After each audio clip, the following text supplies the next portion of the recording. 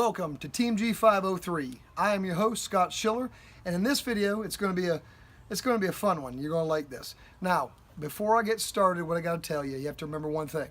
When we started out with the 1943 Willys MB project with Ron Fitzpatrick Jeep parts, the whole premise of these videos and Team G503 videos is to show you that an average person, you don't have to have a lot of space, you don't have to have a big fancy garage, you don't have to have big fancy tools. It was kind of to show that you could take an old Jeep and you could put it back together. The average guy, the shade tree mechanic, you can do this. And you're going to get great results out of it. So, with that being said, this is my paint video. We're going to start a paint video anyways. Actually, I'm doing primer only tonight. I've stripped a bunch of body panels down, including the hood and some fenders. Just want to show you that you can take this stuff apart. You don't have to have a sandblaster. You don't have to pay big money for this. You can do it in your backyard. I'm in my backyard here in Aiken, South Carolina. However, you do need a few things before you get started. Very important. You're going to need a face mask or some sort of eye protection. I like the face mask because when I'm using a wire wheel, sander, grinder, this is going to protect your whole face. You don't want some piece of metal sticking in the eye and putting your eye out and all kind of stuff like that. The second thing you're going to need is a respirator. This is an older one. I've been a home improvement contractor for 25 years, and I've had this one for a couple years, but you can replace the cartridges in this. You're going to want to protect yourself from breathing. You're going to want a set of gloves. Protect those hands. You're using wire wheels again, using sanders, using all kind of crazy stuff. Just protect your hands. It's $12 at Lowe's. All right. Now, I'm not a professional body man. I'm not a professional painter. I'm not even close to guys like, Rob Carson and David E. Layton, the gang out there. You guys are awesome, and I understand exactly what you do. These are World War II vehicles. The finish on them is not like a Ferrari. This is how I do it. I've actually worked in the body shop at one time in my life. I sanded Corvettes. All I was ever allowed to do was take the sanding block and take out little chips. They never let me touch the paint gun, which is, that's kind of funny. I'm using Ron Fitzpatrick Jeep Parts products. I'm using his primer, and I'm going to use the actual top coat to do the 43 MB. But this, like I say, is just for the primer part of this. Trying to get to a point with the primer on the hood. There's still things that need to be done. There's some holes that got to be filled. There's some dents that got to be filled. But after you've ground and sanded and stripped all day long, you want to protect what you've done and cleaned. So put the primer on, and that part will be ready to go back and tend to in the morning, but you've covered it, and it's going to be safe from rust. Because believe me, that sheet metal will flash rust overnight. I've brushed on a coat of Jazzco paint and epoxy remover that I purchased from a big box lumberyard. You can see here it's absolutely working fantastic. It's eating away at the paint, popping and crackling, and removing multiple layers. I'll then take a scraper, and this is the best part. Watch how this paint just comes right off right down to the bare metal. I'm scraping gently, not gouging the steel. You may be able to see in the video here, it's multiple layers of paint and primer. I'm seeing a couple different variations of green, some blue, some black, and of course red oxide primer. I've got some heavy brown paper that I've laid underneath the hood, and I'm just going to throw my scraps onto there and let them dry in the sun so they get hard again and I can properly dispose of them.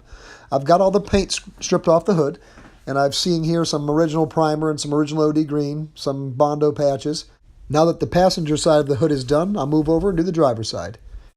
Stripping one of the fenders here, I've applied again only one coat of the Jazzco paint and epoxy remover, and it seems to be working well. I'm using a smaller scraper here so I can work into some of the details that are on the fender.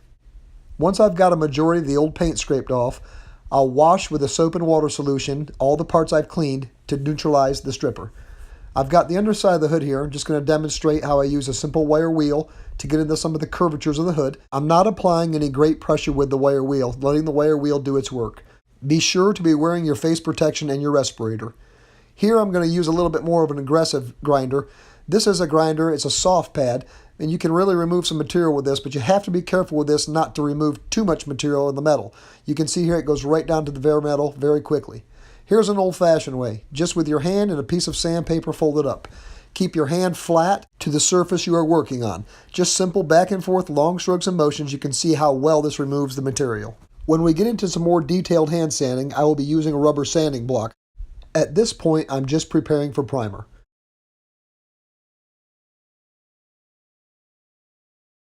I'm down to what I believe is some original World War II paint on the hood, so I'm going to use a simple lead test just to see if there's any lead present. You crack the two chemical compartments in the swab and shake it vigorously. When the chemicals are mixed, you squeeze them to the end of the swab and rub them onto a scratched area of the paint you are testing. If it turns red, there's lead present, and obviously there's a lot of lead present here. I'm going to use a shop vac with a HEPA filter to remove the last little remnants and bit of dust of the paint that's on the underneath side of the hood. The top side of the hood did not seem to have as much of the old paint on it as the bottom side, so I'm going to take a little extra precaution here. After I've got it all vacuumed up, I'll dispose of the bag correctly, and I'm going to go ahead and wash the underneath side again with a soap and water solution and rinse it and let it dry. This is a product that Duplicolor makes. It's wax and grease remover. Now, I washed the hood as you saw it previously. I'm going to take a clean rag here and I'm going to apply a little bit and just rub it back and forth. Look at the dirt. You thought it was clean. Here's the fun part. You really want your surfaces clean before you apply the primer. I'm going to take the rag and make multiple passes until I'm able to take a rag and wipe it across the surface and it pulls up clean. Now you're ready for some primer. I'm using Ron Fitzpatrick Jeep Parts Barrier 3 Red Oxide Primer. I'm going to show you a couple little tips on these cans. If you'll see here, there's a little black dot on the upper side of the can. You want to make sure your nozzle is lined up with that can before even spraying. Shake the can vigorously for 1 minute. Before using a new can, give the top a couple shots until you actually see the red oxide paint come out of the nozzle. Staying about 6 to 8 inches away from your work with the nozzle, use nice, long, even strokes and trigger the gun so you start moving the gun before you actually push the nozzle. This will help ensure a nice, even coat and not to put too much paint onto one area and cause drips or runs. I'm not trying to cover this surface so I can't see any more of the metal in one coat. I'm using a nice light coat and applying the paint evenly in a 50-50 lap. If you watch the spray pattern, you'll see how I'm actually lapping back into 50% of what I've previously painted. I've left some of that original World War II paint for another person to find someday. When the first light coat of primer is dry, I'm taking a scuff pad here and just knocking down any imperfections or any little things that might have gotten in the coat of primer that I put on previously. This might be a little overkill, but I want to be sure that my next coat will adhere. I like to do the scuff pad between any coats that I am painting. Here you'll see the scuff pad that I've got. It's made by 3M. After I've scuffed the surface, I'll again wash and rinse the hood down and allow it to air dry. After the hood is fully dry, I'll check it here, and it's nice and clean. I'm going to go ahead and put another light coat of the red oxide primer on my hood. On the second coat, I like to go in the opposite direction as I applied the first coat. Once again, using the nozzle 6 to 8 inches from my work and triggering the nozzle after my motion started and letting the nozzle release before my motion is stopped. Letting it air dry here, and I feel pretty good about having a nice coat of red oxide primer on. Now I can go back and work some of the areas I need to, and then I can simply touch those areas up with the spray can.